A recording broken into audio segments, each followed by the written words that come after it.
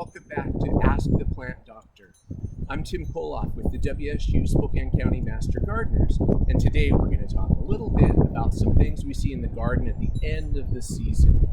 We're in September now, and one of the things a lot of us are seeing in our garden, is wind. But we're also seeing powdery mildew.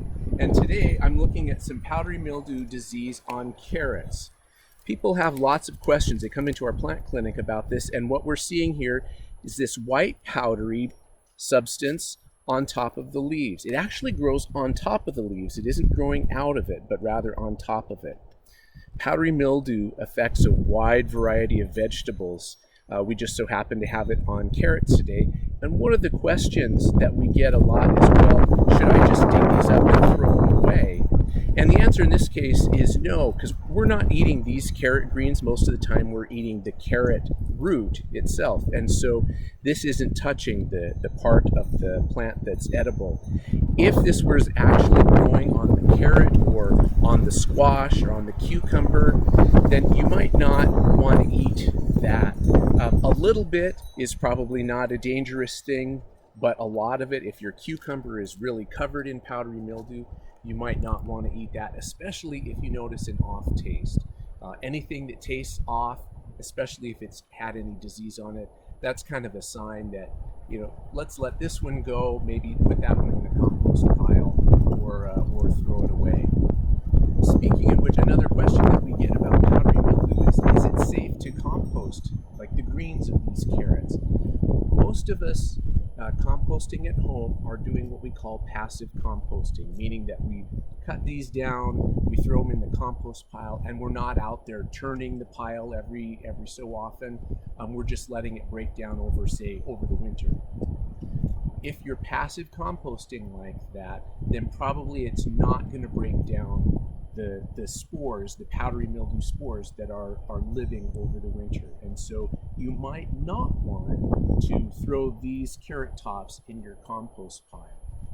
Now, on the other hand, there are so much powdery mildew just blowing through the air that it may not make a huge difference. And so you might compost anyway, because if it doesn't come from your compost, it might just be blowing in from somewhere else. In my garden, I choose not to compost any of the things that have disease on them because I don't need to add any to my plant diseases in my garden. So I throw away the infected plant parts and the weeds, and I just keep the ones that are pretty healthy from my compost pile. Other people I know don't do that, and they seem to be okay. So powdery mildew is a common problem in our garden. It affects all sorts of plants, from carrots to squash and cucumbers.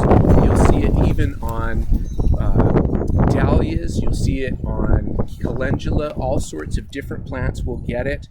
And the interesting thing about it is that they're not all the same disease. There are lots of different species of fungi that cause these same symptoms. So just because you have it on your squash or your carrots doesn't mean you're going to get it on your cosmos or your watermelon or your turf grass. It could be a different species of disease. So don't worry about it necessarily spreading from your carrots to your squash. But if it shows up on your carrots, that means that you have a favorable environment in your garden that might allow powdery mildew to grow. So just be aware of that and take extra care. Give your plants a little bit more space between them, and that reduces the chances of powdery mildew in your garden or